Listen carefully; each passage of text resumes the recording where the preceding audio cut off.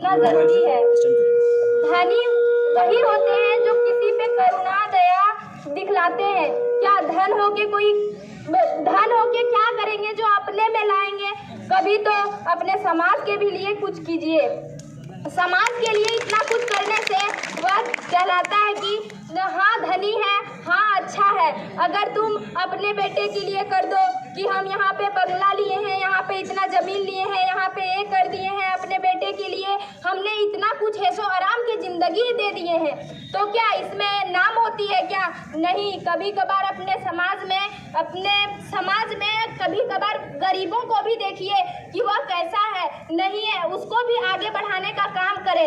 इसी तरह में तो हमारी देश आगे बढ़ेगी। और हमारी देश की काम नहीं है कि वो हमको आगे बढ़ाएगी, हमारी देश की काम नहीं है कि वह हमको आगे बढ़ाएगी। वो तो हमारे जिम्मेवारी है कि हम अपने देश को कैसे आगे बढ़ाएंगे। वो तो हमारी जिम्मेवारी है कि हम अपने देश को कैसे आगे बढ़ाएंगे। अरे इतना कुप्रथा हो गया है इस देश में कि जिस बेटी को सास किसे कहते हैं और सास किसे कहते हैं ये भी मालूम नहीं होता है, और बच्चे में ही उसकी शादी करा दी जाती है। और उस सास ना देने वाली सास के पास वह अपना पूरा जिम्मेवारी को उठाकर उस घर परिवार को आगे की ओर बढ़ाती है।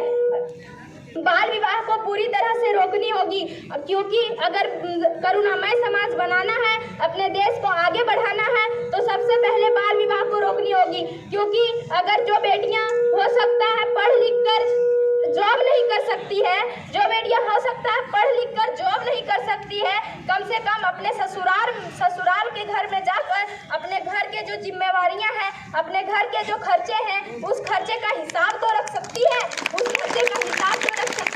और आगे पीढ़ी में जब उसके बच्चे होंगे हो सकता है वह अपने लिए कुछ न कर पाई, लेकिन बच्चे को तो कुछ सिखाएगी, और वही बच्चे आगे चलकर हमारे देश के भविष्य बनेंगे।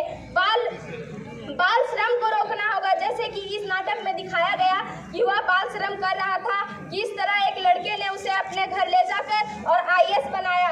इस तरह होने से करुणामय समाज निर्माण की उपलब्धता और भी ज़्यादा बढ़ेगी, और इस तरह में हमारे देश भी आगे बढ़ेंगे। बाल श्रम अगर रुकेगा, भले ही आजकल किसी के पिता कुछ न कर पाए हैं, लेकिन अपने बेटों को पढ़ाएंगे तो वो बेटा तो कुछ करके दिखाएंगे, और वही तो हमारे देश को आगे बढ़ाएंगे, और बच्चे ही हमारे देश के भविष्य हैं, बच्चे ही हमारे राष्ट्र